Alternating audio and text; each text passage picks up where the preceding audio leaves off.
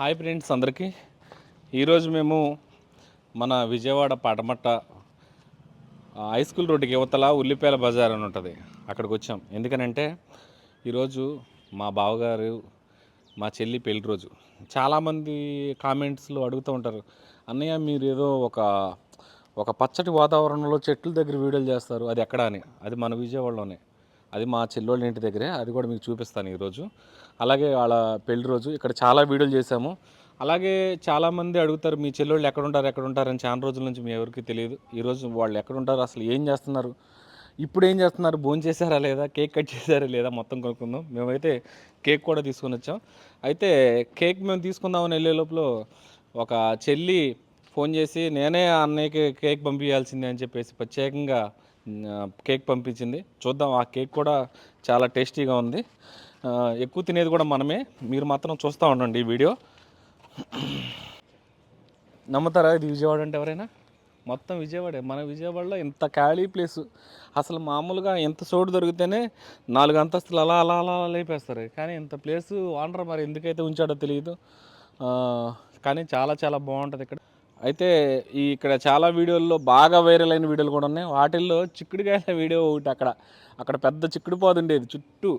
ఈ చుట్టుపక్కల వాళ్ళందరూ వచ్చి ఆ చిక్కుడుకాయలు కోసుకెళ్ళిపోయేవాళ్ళు, చాలామంది తీసుకెళ్ళిపోయేవాళ్ళు. ఇంకా మా చెల్లె చిక్కుడుకాయలు నిన్ను కోసి, ఏమండి మీరు తీసుకుంటారని అంత పాదు ఉండేది అక్కడ. మేము చేసిన ఒక వీడియో వల్ల ఆ చిక్కుడుకాయల పాదు ఎండిపోయేదాకా కూడా ఎవరైనా కనీసం అడగకుండా చేసాం ఆ వీడియో. మీరు చూసే ఉంటారు. చూడకపోతే మళ్ళీ ఇంకోసారి స్క్రీన్ మీద నేను మీకు చూపిస్తాను. ఇప్పుడు లోపలికి వెళ్ళిపోదాం మనం, రండి. ఈ సెట్టింగ్ అంతా ఇక్కడ చేశారంట. నేను ఇంకా ఏ పెద్ద రెస్టారెంట్కి వెళ్ళిపోయి అక్కడ ప్లాన్ చేశారో, ఎంత సెట్టింగ్ చేశారో అనుకుంటున్నా వీడియోలో చూసి. ఆహా, సరే, ఇంటి దగ్గరికి అయితే వచ్చేసాము. మనం లోపల వాళ్ళు ఏం చేస్తున్నారో ఒకసారి పిలుద్దాం. పిలవటం కూడా వాళ్ళు కంగారు పడి ఉరుకులు పెట్టి రావాలంటే ఎండాకాలం. ఏమండి వాటర్ క్యాన్లు వచ్చినాయండి, ఏమండి వాటర్ క్యాన్లు.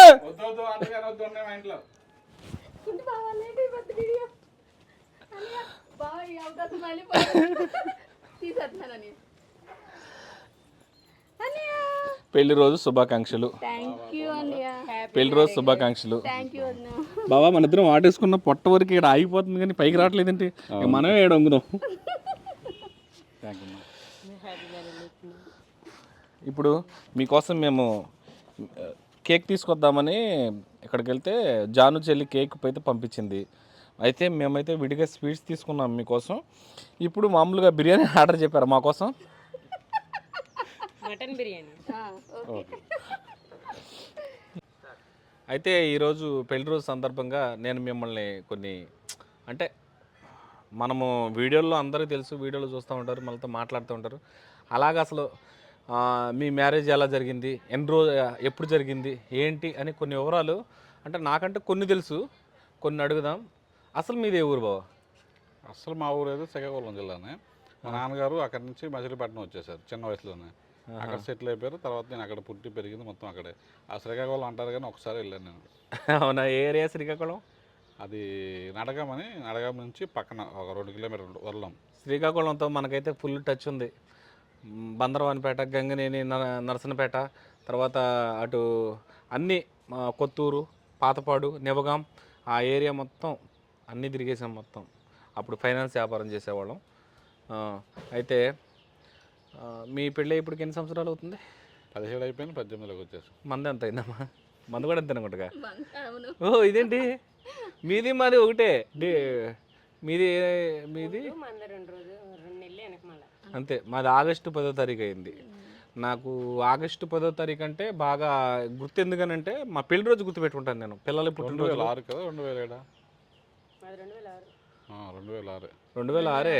2007లో పుట్టాడు ప్రేమ్. సిరి కూడా అంతే, 2007. అయితే నేను పెళ్లి రోజు ఎక్కువ గుర్తుపెట్టుకున్నాను, పిల్లలు పుట్టినరోజులు కూడా ఎక్కువ గుర్తుపెట్టుకున్నాను. ఎందుకంటే ఆగస్టు 10 కదా, అంటే స్వాతంత్రం రాకముందే నా స్వాతంత్రం పోయింది అని ఒక ఫీలింగ్ అది మనసులో ఉంటుంది. నేను ఎలా ఉంటుందంటే అమ్మా, నిజంగా చెప్తున్నాను, ఇది చాలా సెంటిమెంట్ సీన్ ఇది, కానీ చెప్పక తప్పదు. నేను వీడియోస్ కోసం షూటింగ్లకు వెళ్తూ ఉంటాను, మన ఈవెంట్లకు వెళ్తూ ఉంటాను, ఇంకా హైదరాబాద్ వెళ్తూ ఉంటాను. ఇక అట్లాగా రోజు నేను ఏదో ఒక దీనిలో ఉంటాను. ఒకసారి నాకు 12 అయ్యిద్ది, 1 గంట అయ్యిద్ది, 2 అయ్యిద్ది.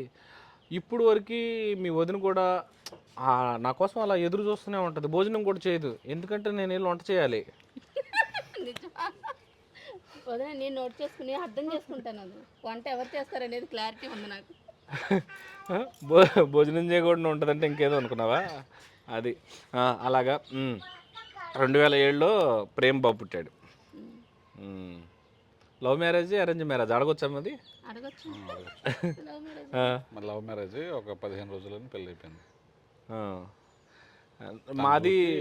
మాది అరేంజ్ మ్యారేజ్. తర్వాత లవ్ చేసేదాకా కొట్టింది నన్ను.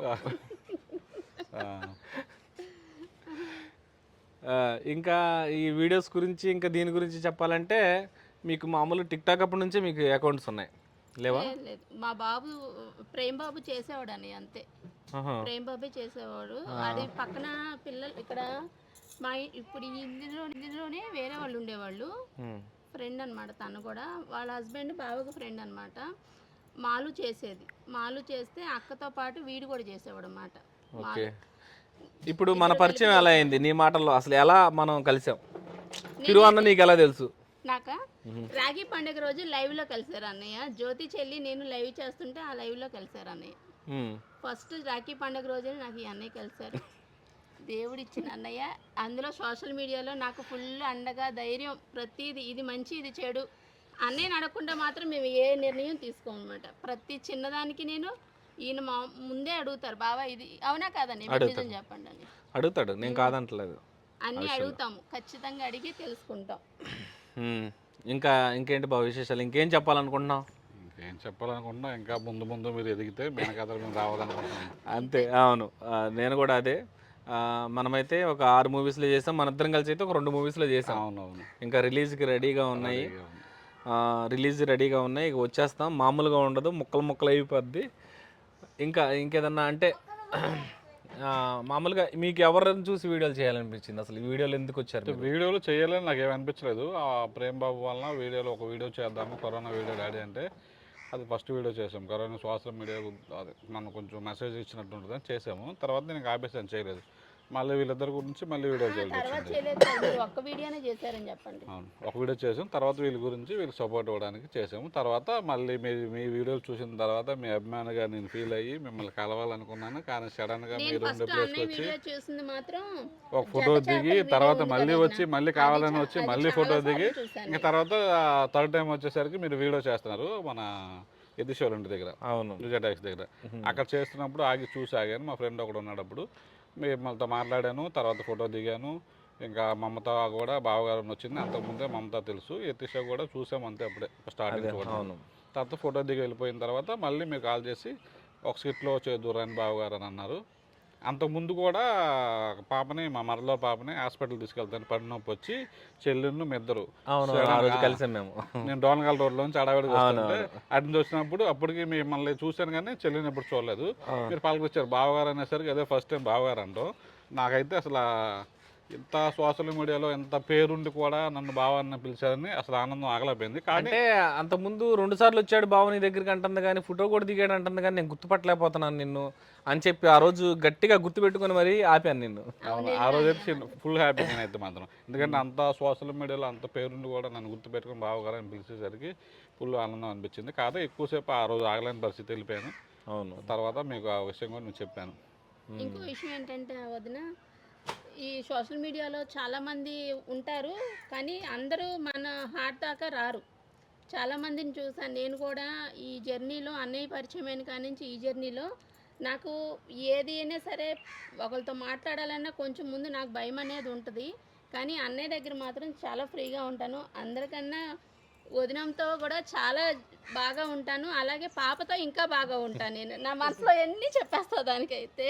సిరి తల్లికి చాలా మంచిది అన్న బంగారు తల్లి. ఇంకోటి ఏంటంటే ఇది సోషల్ మీడియాలో ఇక్కడ ఒక విధంగా చెప్పాలంటే ఉండాలంటే రీల్స్ చేసే వాళ్ళు ఫాలోవర్స్ ఉన్న వాళ్ళకి విలువ ఎక్కువ ఇస్తారు. కానీ మా అన్నయ్య ఏం కాదు. మా అన్నయ్య మాత్రం చాలా బాగా సపోర్ట్ చేస్తాడు నన్ను. అంటే మనము సోషల్ మీడియాలోనే కాదు, మన ఫ్యామిలీలోనే కాదు, ఎక్కడైనా మనం బయట తిరిగేటప్పుడు కాదు, మనం ఏంటంటే మనం చేయాల్సింది ఒకటి, వీళ్ళు మనల్ని అర్థం మనం కూడా 100 రకాల మనుషులు ఉంటారు బాబా, కానీ ఎవరితో ఎలాగ ఉండాలో అలా ఉంటే సరిపోద్ది.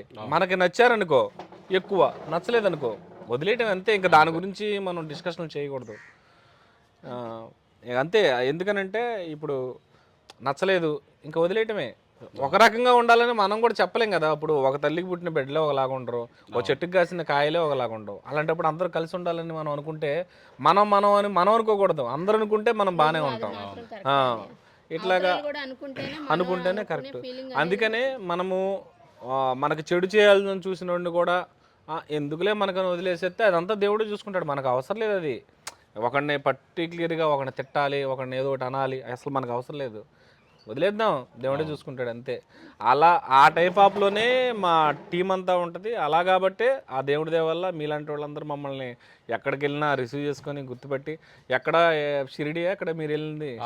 షిరిడి మహారాష్ట్ర షిరిడి వెళ్ళినప్పుడు, షిరిడి వెళ్ళినప్పుడు షిరిడి నుంచి అటు గోదావరి పుట్టుక దగ్గర నాసిక్ వెళ్ళాము. అక్కడ చాలా మంది తెలుగు వారు కనిపించారు, ఫోటోలు దిగారు. మీ బావగారు రాలేదని అడిగారు, చాలా మంది అటు ఇటు చూస్తూ కూడా అడిగారు మీ బావగారు అది పరిగెత్తుకుని మాత్రం లైఫ్ వచ్చి. లో ఎప్పటికీ చాలా మర్చిపోలేని హ్యాపీ రోజు అన్నమాట. అనిపించింది, మాతో ఫోటోలు దిగారు. అయితే ఆ రోజు మీరు లేనందుకు మేము చాలా ఫీల్ ఫీల్ అయ్యాం. అయ్యాం, అంటే అయ్యో అన్నయ్య లేరే ఇక్కడ నా ఈ దగ్గర. Moment okay. అయితే తర్వాత మేమైతే ఎవరన్నా పిలిచినా పలకరించినా ఫోటోలు దిగినా మేమేదో గొప్ప అలాంటి ఫీల్ అవ్వం. ఎందుకంటే అయితే ఈ మాత్రం సోషల్ ఈయన మీడియా 100% మొత్తాన్ని ఒక ఫ్యామిలీ అనుకుంటాం. మా అన్నయ్య మాత్రం అస్సలు ఇంత కూడా గర్వం ఉండదు, ఎంత ఎదిగినా ఒదిగే ఉంటారు. ఇది మాత్రం హార్ట్ఫుల్ గా చెప్తానండి. Thank you. అలాగే మీకు మరోసారి పెళ్లి రోజు శుభాకాంక్షలతో Thank you కేక్ కట్ చేద్దాం. ఆ వీడియో కూడా చూసి మీ అందరూ మా చెల్లిని మా బావని ఇలాగే ఎప్పుడు సీతారాముల్లా చిలకా గోరింకలా ఎప్పుడు నవ్వుతూ అన్నయ్య. ఎంతోమందికి ఆదర్శంగా కూడా ఉండాలని మనస్ఫూర్తిగా కోరుకుంటూ మీ ఆశీస్సులు మాకు అందించాలని కోరుకుంటున్నాను. Thank you.